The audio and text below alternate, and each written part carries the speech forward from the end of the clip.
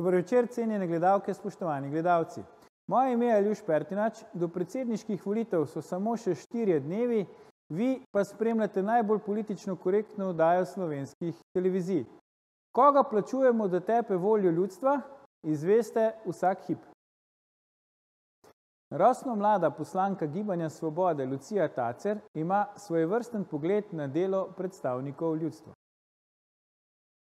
Pomembno pa se mi zdi v sklopu teh debate o referendumih izpostaviti tudi našo dolžnost kot zakonodajne veje oblasti, kot predstavnikov ljudstva, ki se zavedamo, kaj nam piše v ustavi in smo se zavezali, da bomo spoštovali ustavo in zakonitost, da smo mi dejansko dolžni teptati voljo ljudstva takrat, ko je ta protiustavna. Gospodična poslanka je diplomantka ekonomije in politologije z Univerze Vanderbilt, trenutno pa zaključuje študij na Pravni fakulteti Univerze v Ljubljani. Nismo čisto prepričani, da je to prvi kozel, ki ga je ustrelila v svoji kratki politični karieri, lahko pa je potolažimo, da gotovo ni zadnji. Sedaj pa se lotimo 27. oddaje legendarne 6. sezone Faktorja na TV3. Resnica boli, komentarji še bolj.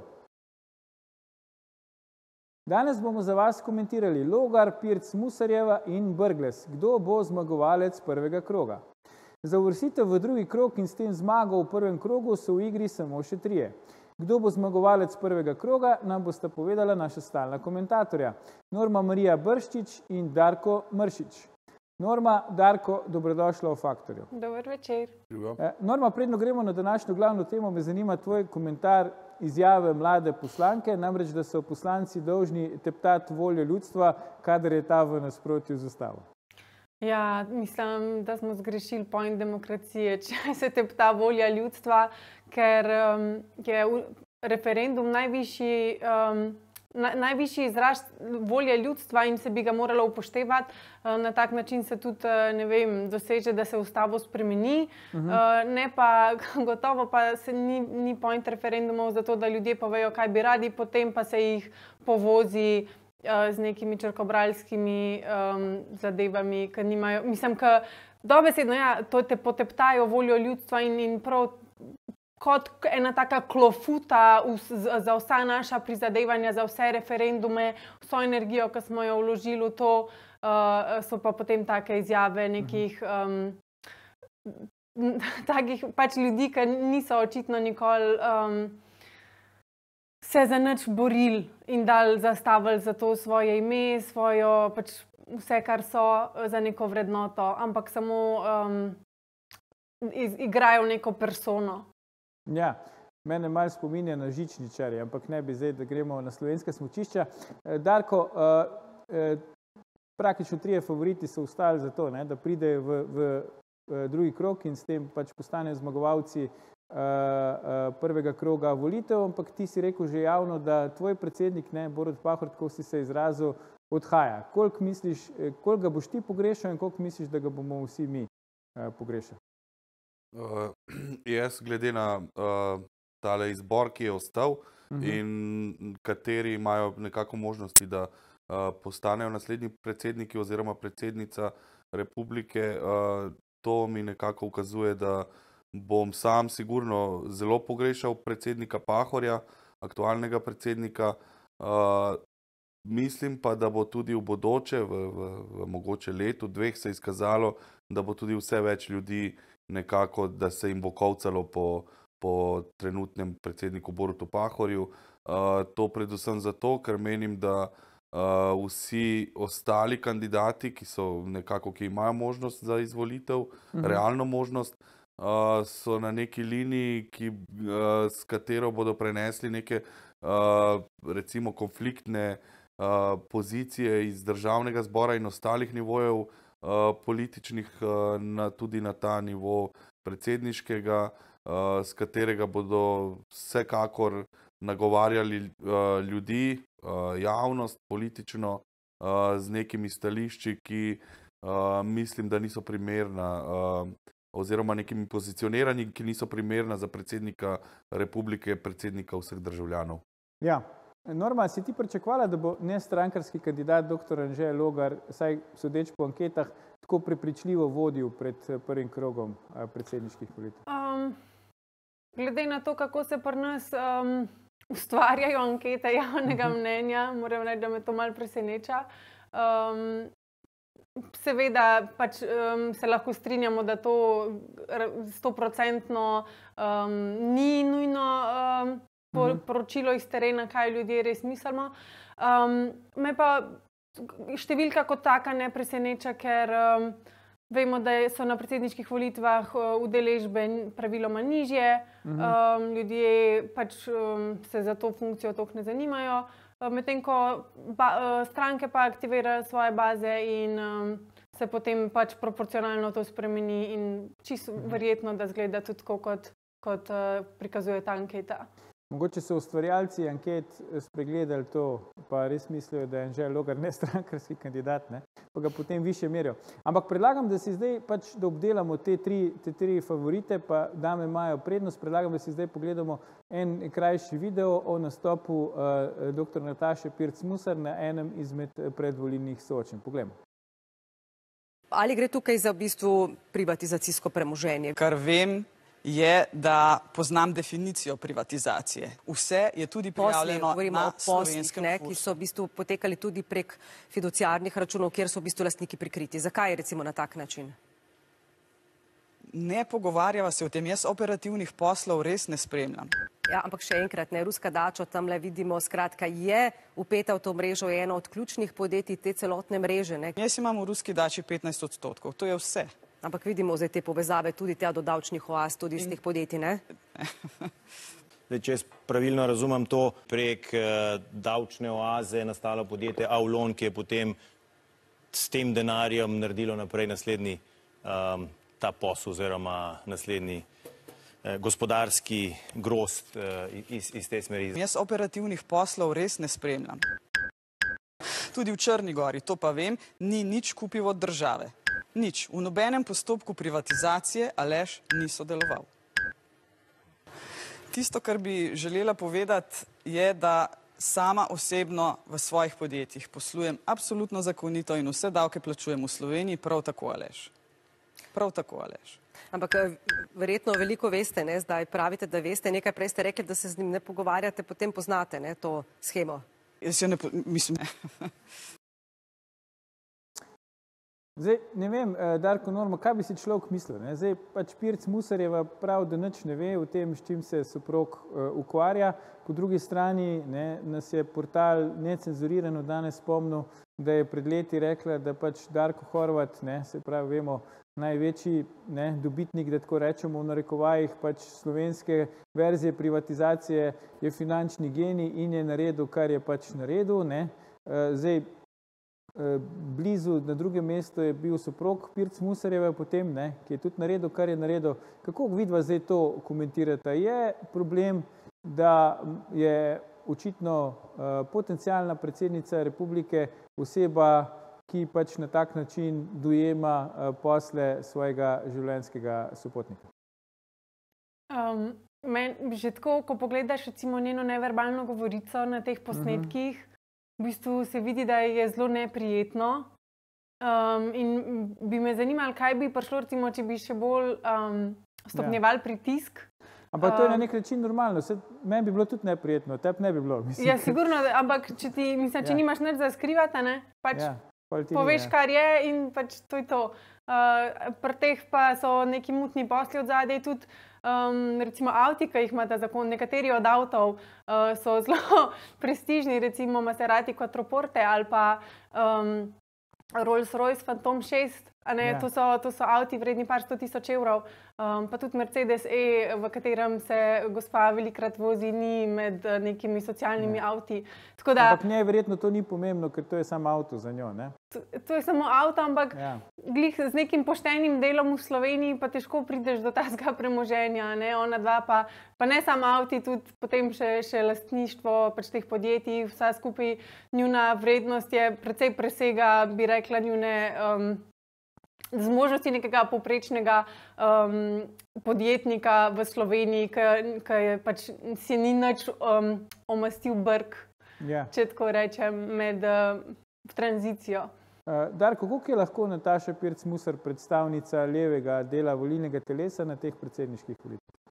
Ja, glejte, mene je predvsem pred 2 dnevoma preletelo tisto njeno, da si lahko eventualno na osnovi dobička izplača dividende, ki pa se gibajo tam med 100, kar ni ravno nekaj, med 180 do 200 tisoč evrov, mislim, da je tako rekla. Ja. Zdaj, če ni ravno nekaj 180 do 200 tisoč evrov letno samo dividend, potem res ne vem, v kakšnem svetu živi, predvsem pa ne vem, kako volivci potencialni, ki naj bi volili njo, ki naj bi v njej videli nekoga, ki bo ščitil neko socialno pravičnost, neko socialno čutetnostjo nastopal z pozicije predsednika, kolikor lahko z te pozicije nekako ščiti to neko socialno, tudi to ustavno normo socialne države. Me resnično bolj zanima, kaj te volivci mislijo, kot pa ona. Pa če ona je v poziciji, da se postavlja tako, kot se postavlja, se predstavlja tako, kot se predstavlja, to je njena legitimna pravica, če je to, koliko je to realno in koliko je to iskreno, je to drugo vprašanje, ampak se pravim, mene bolj zanima, kako volivci v njej vidijo neko simboliko oziroma nek potencialen branik socialne države. Ja, predlagam, da damo tem volivkam in volivcem par minut, da o tem razmislijo, ampak ne nam gledalke, gledalci, se vrnemo po oglasih, ko nadaljujemo s komentiranjem, kdo bo zmagal v prvem krogu. Ostanite.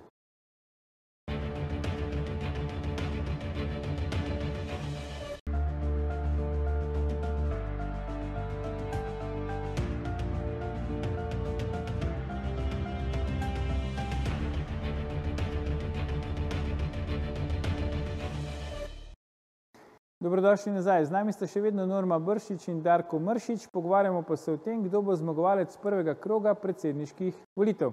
Norma, ostali smo pri kandidatki Nataši Pirc Musar, ne? Ja. In kako zaskrbljujoče je, da pač po lastnih besedah sama ne ve točno, odkot prihaja denar njenega soproga. Po drugi strani smo pa videli, ne, da je celo TV Slovenija znala zelo lepo prikazati v shemi, zakaj pri tem gre. Izvoli. Ja, to se mi zdi totalno, mislim, da enkrat pred volitvami se mi zdi, da je bila zelo to ničelna toleranca do korupcije, je bila ta mantra zelo prisotna, zdaj je pa kar nekam ponikala, ne? Ker je tle cel kup enega premoženja, ki v bistvu se ne da točno pojasniti, odkot je, ne? Se pravi, se delajo, kot da se ne da pojasniti, odkot je. Moram pa reči, da sicer se je meni Pirc Musarjeva zamerila tudi zaradi tega, ker je pred časom dejala, da pravica do necepljenja ne obstaja, kot da ustavna kategorija telesne nedotakljivosti spet, mogoče bi tista gospodična iz začetka tudi na to temo vedela kaj povedati, kaj v tem primeru prav. Ja, možno, ja. Ampak mislim, čisto take stvari, da jaz sama o svojem telesu ne smem odločati, kaj bo šlo vanga, kaj za en ščit, ki ga so tam spackali, noben ga ni testiral, noben ne prevzema odgovornosti in da nimam jaz pravice tega zavrniti. Mislim, da vsakmu normalnemu zavre kri, ki sliši kaj tazga. Se mi pa zdi, da igra tudi tole LGBT agendino igro s podpiranjem transseksualcev in pač te neke fluidne izbire spola. Spol si lahko vsak izbere ne glede na to, kaj so njegovi biološke značilnosti, kar se mi zdi še ena točka, kjer je v bistvu ona podpira globalizem, uničenje naše civilizacije in pač vse te stvari, ki bodo dobesedno v zelo kratkem času, če bo šlo to po taki trajektoriji naprej, dobesedno izničili Slovenijo, kakršno poznamo in so jo poznali naši starši in stari starši. Tako da ona absolutno ni moj kandidat. Ja, je pa Darko Mršič, ne glede na to, kar je zdaj Norma povedala o Nataši Pirc Musar, jo je danes ponovno podprl bivši predsednik Republike Milan Kučan, ki jo je najprej podprl, potem je rekel, da podpira 3 kandidate, poleg nje še Ivo Vajgla, ki na koncu sploh ni kandidiral, in pa tudi Milana Brgleza. Danes se je pa spet javil Milan Kučan, zdaj pa spet podpira sam Natašo Pirc Musar. Kako si ti razlagaš, Darko, to podporo Milana Kučana Pirc Musarjevi?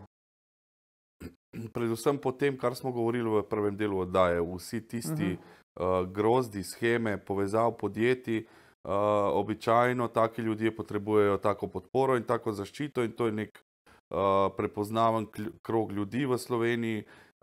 te tranzicijski privatizacijski tajkuni in mislim, da je ona ena taka reprezentativna kandidatka ravno njih in kot sem že prej rekel, me predvsem preseneča, če bojo ljudje, ki v kandidatu oziroma v politikah, ki jih izbirajo, iščejo nekoga, ki bi ščitil neke socialne pravice in tako naprej, delavcev, ljudi, revnih, bojo tu zelo zgrešili, ker ravno te strukture, ki so prišle do teh masovnih podjetij, masovnega kapitala prek nepremičnin in tako naprej v tistem obdobju privatizacije, te so največ ljudi spravili na prag revščine, ki ni kratkotrajajoč. Ponavadi gre to za potem celo generacijske revščine, ki se prenašajo tudi na otroke in tako naprej. Tako da resnično me pač predvsem žalosti, da tudi te mediji, te javno eksponirane figure, ki zagovarjajo to neko levo agendo, ki je bila v temelju delavska, potem načeloma pa podpirajo take kandidate, ki pa v teh nekih liberalnih pogledih samo se nekako najdejo skupaj, predvsem, kot je že Norma povedala, v teh nekih LGBT agendah pravic nekih drugih manjšin, migrantov in tako naprej, medtem ko pa pač, kar je že tudi problem celotne Evrope in kjer se socialna demokracija ni vrnila svojim temeljem delavstva in zaščite predvsem ljudi, ki ustvarjajo leta in leta ustvarjajo v teh državah in predvsem prvo se fokusirati na njih. Tam so pač padli na zelo nizke veje, po drugi strani so pa se socialdemokrati recimo okrepili na Danskem, kjer so jasno rekli, da država ne more več nekako skrbeti tudi za masovno število migrantov, novih priseljencev in so celo socialdemokrati na Danskem to začeli omejevati in s tem so začeli dobivati spet nazaj podporo tistega bazena ljudi, ki je bil temeljno socialdemokratski, je pa v tej fazi, ko so jih pustili na cedilu, predvsem, kar je zelo presenetljivo, ampak tudi logično, prešel v neke tabore populistov, celo tudi radikalno desnih. Norma, zdaj videli smo, da tisti shemi, ki jo pripravlja TV Slovenija v prvem delu oddaje, da je v središču tega imperija soproga Pirc Musarjeva, je ta famozna ruska dača, v kateri ima sicer Musarjeva po lastnih besedah zgolj 15%, ne vem, koliko je 15% hiše, ampak po moje več kot nič. Zdaj, koliko so recimo realne bojazni, da utegne v primeru njene izvolitve za predsednico republike država uporabljati rusko dačo kot protokolarni objekt, najprej v zameno za neko visoko najemnino, proti koncu mandata Pirc Musarjeva potencialnega pa je pač potem tudi odkupiti po tržni ceni? Ja, to je zelo dobro vprašanje. Me ne bi presenečalo, da bi Pirc Musarjeva oddajala oziroma pobirala denar za uporabo te ruske dače, ker je tudi, ko je bila zaposlena pri Rdečem križu, še dodatno si tam rihtala posle svoji odvetniški pisarni. Tako da je to njen modus operandi že dlje časa trajajoč, da kljub temu, da da pač poleg funkcije, ki jo opravlja, za katero je plačana, si še dodatno rihta posle še za svoje, pač še za svoj ta drug žep, ali kako bi človek temu rekel, kar se mi zdi totalno zavržno. Veliko je teh žepov, ja. Ampak če za hip pustimo Pirc Musarjevo, pa gremo malo pogledati, če preostala favorita v tej predsedniški tekmi, saj kar zadeva prvi krog, ki nas čaka v nedeljo. Poglejmo si, kaj je dr. Anže Logar povedal na vprašanje, ali je zahteval od takratnega predsednika vlade Janeza Janše menjavo ministra za okolje Andreja Vizjaka, potem ko je Vizjakov zakon o vodah, spomnimo se, pogorel na referendumu. Poglejmo. Predsednik sveta SDS, najvišjega organa stranke med dvema kongresoma, ali drži, da ste bili takrat po porazu na referendumu vi osebno za odhod okoljskega ministra Andreja Vizjaka, ker da bi to razbremenilo stranko in vlado? Jaz nisem v zvezi s tem v bistvu nikjer na nobenem forumu, ki je posebej govoril. Torej zanikate? Ja, nisem, ne, to pa res nisem. Darko, zdaj imamo tu zanimivo situacijo, ker namreč Anže Logar je dokazoval svojo nestrankarskost, tudi s tem, da je rekel, da je od predsednika Janše zahteval, da ta zamenja Andreja Vizjaka, zdaj smo pa videli tega istega Anžeta Logarja, ki je sam rekel, da tega ni nikoli zahteval. Ne. Vemo tudi, da je recimo v časa predsedovanja pač država naročila 78 000 kulijev, ne, od podjetja Rajka Janše, brata od Janeza Janše. Se ti mogoče bojiš, Darko, da v primeru izvolitve Anžeta Logarja on vendarle ne bo tako nestrankarski kandidat, ampak da bo bolj pač delal v interesu SDS-a oziroma proti aktualni vladi. Vemo, smo že imeli tako izkušnjo, ne, ko so predsedniki delali proti aktualnim vladam, verjetno si ne želimo ponovitve česa takšnega.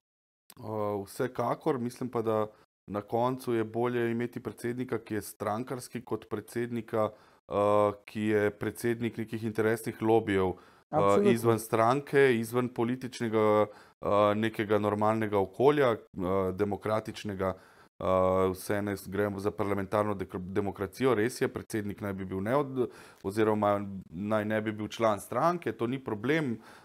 Lahko se pravno formalno izčlaniti in ostati pač blizu stranki. Mene predvsem, mislim, da je predvsem dobro to, da predsednik ostane kljub temu, da postane predsednik vseh državljanov, da pa tudi ostane na svoji liniji, verjetno je bil na podlagi nekih svojih načel, političnih pogledov tudi izvoljen in je normalno, da se teh ne odreče kar tako, ker potem se odreče tudi tistega volilnega telesa, ki ga je podprlo. Seveda pa upam, da kdorkoli bo prihodnji predsednik, ne bo nekih političnih trenj, ki se dogajajo na nivoju parlamenta, pa tudi ne vem, nekih lokalnih politik, prenesel v predsedniško palačo in to izkoriščal za neko, da postane neko trobilo neke ideološke strani, ene ali druge. In jaz v Logarju predvsem vidim nekoga, ki ne bo tak, ki bi bil mogoče najboljši približek Pahorja od teh trenutnih kandidatov. Mislim pa, da v toku kampanje, da ne bi smel tako a priori nastopiti in se distancirati od SDS-a na podlagi njegovih ministrskih oziroma njegovega ministrskega mandata. Jaz mislim, da ga je odpravil zelo korektno in dobro in mislim, da je bil eden od redkih, ki se ni mešal v te takrat aktualne politične ideološke spopade v Sloveniji, je pa svoje delo ministra odpravil zelo vrhunsko in jaz bi na njegovem mestu v kampanji nastopal iz te pozicije, da sem SDS-ov član in da bil sem minister v Janševi vladi in to zelo dober minister. To bi na njegovem mestu naredil jaz. Je pa vedno pa obstaja bojazen, da se neki spori oziroma neki konflikti ideološki prenesejo tudi v predsedniško palačo in tu mogoče, samo da še to omenim, ni nujno, da bo kriv kandidat oziroma tisti, ki bo predsednik, mogoče bo kriva tudi ta neka medijska in javna skupina, ki običajno najde žrtev in poskuša to našo družbo polarizirati. Norma, koliko je Anže Logar nestrankarski kandidat, kandidat Janeza Janše, kandidat SDS-a, za kakšnega kandidata pravzaprav gre? Ja, mislim, glede na njegovo 20-letno ali koliko 23-letno članstvo v SDS-u se mi zdi tako. Zakaj se pretvarjamo, da nisi SDS-ov človek, če si kakor v 7 letih se ti vse celice v telesu obnovijo. Njemu so se že 3-krat, odkar je v SDS, on je že tako rekoč 3-krat SDS-ov.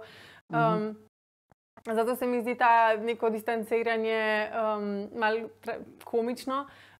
Po drugi strani ga pa razumem, ker je tudi njegov način, se pravi, dajmo biti skupaj, ne razvajajmo, dajmo združevati. Vsak lahko razvaja, redki lahko združujejo. Ta slogan mi je blizu, ampak hkrati je pa v tem primeru Logarjevem pa v bistvu on tako neizrazit, da mislim res tako prav en tak plenty of nothing. Prav za nič konkretnega se ni sploh opredelil, razen tega, da tudi on podpira, da si lahko vsak biološko, ne glede pač na svoje biološke lastnosti, izbira spol, kar je spet kljukica za tole globalistično agendo in rušenje naše države, in da podpira stranko, ki uvaža legalne in nelegalne migrante pač v velikih količinah ob vsaki priložnosti. mi je to pač ta odsotnost njegovih stališč, njegovih vrednot, ta njegova mlačnost, me v bistvu še najbolj odvrača. Mi pride na pamet tista stavek iz Razodetja, v redu, če si vroč ali pa če si mrzel, ampak če si pa mlačen, me pa ima, da bi te izpljunil iz svojih ust. In tak občutek jaz dobim, ko poslušam njegovo flancanje brez kakršnekoli konkretne opredelitve glede česarkoli. Od vsega se distancira, vse je tako neki, kar neki. Tako da mi je iz tega vidika totalno medu kandidat, se pa strinjam z Darkom, da v bistvu verjetno bolj to, kot pa nekdo, ki pa tako vsakmu, ki ima dve delujoči možganski celici, pač da glasuješ za nekoga, ki se pa prav podpira te levičarske, tranzicijske posle in načine delovanja in dobivajo od njih tudi javno podporo. Tako da iz tega vidika je najbrž Logar manjše zlo. Je pa sam kot se, pač po sebi pa totalno omleden. Darko, ti že vrsto let spremljaš slovensko politiko, si kdaj mislil, da bo SDS nastopila na predsedniških volitvah s kandidatom, ki bo za zeleni prehod, pa za spremembo spola, sam še čakamo, da objavi, da tudi mesa ne je, ne? Pa bi si lahko rekli, da bi lahko kandidiral tudi za katero drugo stranko, ali pač? Verjetno bi lahko tudi postal član odbora 8. marca v tem primeru, ampak jaz mislim, da je če vidite ta gibanja nasploh v Evropi in neke opredelitve predvsem nemških ljudske stranke CDU, CSU, je to neka zgleda tista agenda teh etabliranih strank, ki grejo z roko v roki. Mislim, da neke velike razlike v Evropi med socialdemokrati recimo in liberali pa ljudskimi strankami niti ni v teh nekih etičnih, moralnih in načelnih pogledih. Bolj so neka razhajanja glede nekih ekonomskih pogledov in tako naprej, pa tega, kam Evropa mora iti, bližje temu ali bližje onemu. V teh načelih pa enostavno je to so že toliko močne so te kampanje, toliko močno je to v vsaki pori društva, v pop kulturi, da enostavno, če se tega ne greš, pristaneš nekje na margini, tudi znotraj strank običajno, te kritične misli več ni, nemogoče je vprašati se recimo, da izzanečujemo oziroma da damo možnost, da se jaz v 55. letu odločim, da postanem ženska in s tem mogoče v nekih državah je še vedno možno različno konzumirati. Recimo bom dal primer upokojitve in jaz se bom 2 leti pred tem, ko lahko ženska gre v upokojitev, spomnil, da sem ženska in mislim, a veste, to rušimo neko pravno, družbeni balans s tem in jaz mislim, da iskreno tudi veliko na levi strani, veliko ljudi tega iskreno ne zagovarja in v vsakodnevnem življenju ne zagovarja. Glejte, če se jim rodi otrok, zakaj dajo ime otroku Ana in Lana? Mislim, če se ne ve, če je spol neka druga definicija, potem pa počakajte, da se otrok pri 6 letih odloči, pa si sam da ime, zakaj ste mu dali žensko ime. Tako da mislim, da je to pač več ali manj tudi ta neka zelena agenda.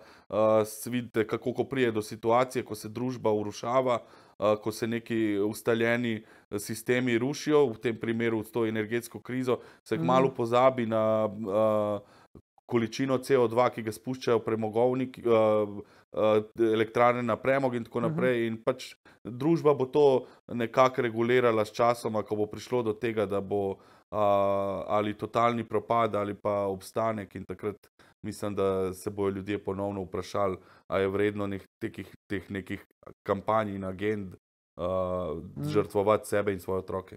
Norma, če nadaljujejo tukaj, kjer je Darko končal, zdaj predsednik ameriških zelenih pravi, da ni več nobene razlike med demokratsko pa republikansko stranko v ZDA, edina razlika je v tem, katera prej pade na kolena pred kapitalom. A ti misliš, da bo Anže Logar padel na kolena, če bo izvoljen za predsednika republike pred Janezom Janšo, ali bo ohranil neko to avtonomno držo? Ja, zdaj pač kakšno igro bo igral, če bi postal predsednik, najbrž bi se trudil, tako kot se je tudi ta predsednik pač ohranjati neko tako proformo, sem predsednik vseh Slovencev. Mislim, da pač bi rekla, da po 23 letih greš ti lahko ven iz SDS, ampak SDS ne more iti ven iz tebe, ne. Ker si pač toliko prepojen s tem načinom razmišljanja, delovanja, glede na pač to, da je on tudi visok funkcionar, je tudi odblizu vse njihove umazane posle, pač gledal in se naučil, kako to deluje. Tako da bi rekla, da gotovo pač lahko se prekini članstvo, ampak ne more se pa prekiniti pač ta njihova povezava, ki se je zdaj 23 let tkala. Tako da iz tega vidika to gotovo ne. Si bi pa želela, da če bi postal predsednik, da bi pač vsaj dajal vtis, da ni zdaj pač nek Janšev pribočnik, kar mu je rekel Kordiš na enem soočenju. Čeprav pač vemo, da je in da pač je njegov človek in da bo ostal pač tak, kot je, edin v temno. Bi si pač tako, če bo postal predsednik, da vsaj na videz deluje kot nadstrankarski človek, predsednik vseh Slovencev. Bomo videli, kakšni bo rezultati in kakšen bo, če bo izvoljen Anže Logar. Predlagam pa, da si zdaj pogledamo še video tretjega izmed favoritov na narekovajih Milana Brgleza, ki je dosti pozno vstopil v predsedniško tekmo, saj v primerjavi z Natašo Pirc Musar in Anžetom Logarjem. Poglejmo.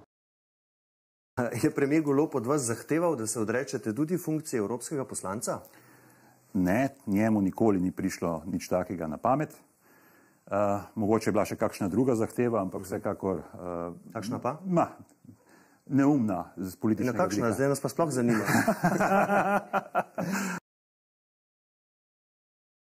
Zdaj, Darko, ti si star maček, kar zadeva volitve, tako v vlogi kandidata kot nekoga, ki dela na volitvah. Kako si razlagaš to, da Milan Brglez par dni pred volitvami, glavnega svojega podpornika, saj formalno predsednika vlade, predsednika Gibanja Svobode, človeka, ki je dobil čez 40% na zadnjih parlamentarnih volitvah, tle urbi et orbi na nekem soočenju obtožuje, da sprejema neumne politične odločitve oziroma da ima neumne politične predloge.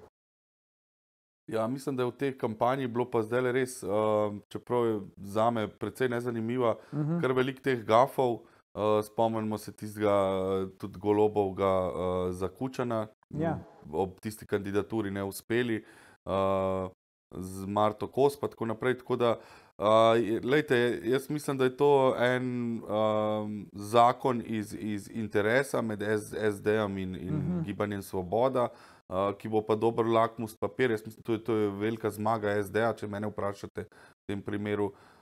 In Brglez ima realne šanse, jaz mislim, da SD z neko svojo bazo, pa mislim, jaz, če se spomnim tudi prejšnjih volitev, ko je Pahor zmagal, se spomnim takrat, da so močno v Mladem forumu delali na tem, ko se je govorilo, da bi bil že takrat Brglez potencialni kandidat in to še v SMC-ju, se je močno govorilo o tej neki opoziciji proti SD-ju in Pahorju, kot mladi forum, kot neki revolucionarni, bi takrat podprli Brgleza, če bi kandidiral.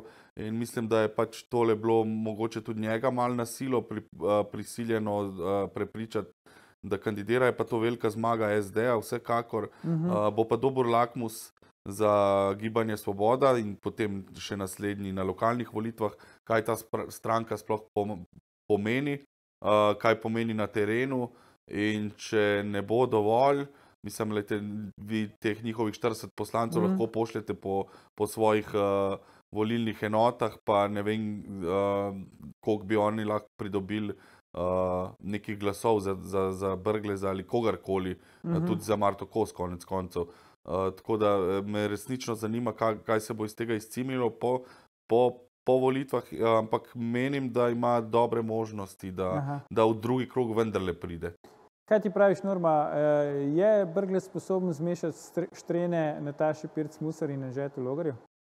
Ja, jaz bi rekla, da je to, da v bistvu da bi nekdo za Brgleza glasoval bolj zaradi tega, ker naj bi za Natašo Pirc Musar, pa pač ker ni desničar. In je potem tako na tej princip eliminacije, kdo še ostane, kdo pač iz tega vidika se mi zdi on bolj kot neka taka manj slaba rešitev. Sej smo že povedali, zakaj recimo je Pirc Musarjeva sporna in zakaj marsikdo najbrž ne želi, ne bo volil.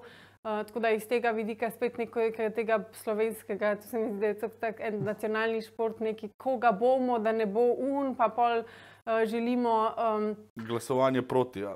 Ja, želimo neko koalicijo ali pa tako neko miselno, kako bomo mi zdaj podprli prvem krogu tizga, da se potem ne pride tako neko preračunavanje. Tako da bolj iz tega vidika, ker da bi tudi pri njemu zasledila, da bi tako neki se postavil za kaj, tudi nisem najdla kakšnih takih močnih... Je Palestina.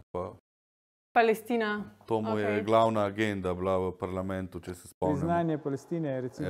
Ampak mediji niso nekako do tega prišli, ker seveda mediji vejo, da predsednik republike lahko reši slovensko zdravstvo, ne more pa usmerjati zunanje politike države, če se malo pokecam. Res, ironija. No, do mene pač te novice niso prišle, mogoče tudi ne spremljam dovolj, ampak mislim tako, pogrešam, sploh na splošno pri vseh kandidatih pogrešam, da bi se opredelili bolj konkretno, kaj so njihove vrednote, kaj si želijo, kaj ne, pač to neko flancanje, da kako bi neki izpadali, ne vem kaj, mene to odbija in mi je tudi mučno mi je gledati soočenja, ker niso vsebinska. Tako da mislim, da Brglez, da je v bistvu bolj izbira nekih teh, ki bodo preračunavali, kako ne, da ne zmaga ta Pirc Musarjeva pa Logar. To, kar boste zdaj videli, gotovo ne bo mučno, gledalke in gledalci, črto pod današnjo oddajo pa potegnemo čez nekaj trenutkov. Videli bomo, kdo od treh favoritov se bo uvrstil v drugi krog predsedniških volitev v prvem krogu, ki bo to v nedeljo. Velja seveda poziv vsem gledalkam in gledalcem, da se volitev udeležite in glasujete za svojega favorita. Za danes pa Norma Marija Brščič, Darko Mršič, najlepša hvala za vajine komentarje v naši oddaji. Gledalke, gledalci, to je bil tem, kakšen mora biti novi predsednik oziroma kdo bo zmagal v prvem krogu. Že 783. faktor na TV3. Jutri bomo za vas komentirali politični in psihološki profil predsednice Državnega zbora Urške Klakočar Zupančič. Ne zamudite, predvsem pa ne pozabite. Ni vseeno, kdo kaj reče.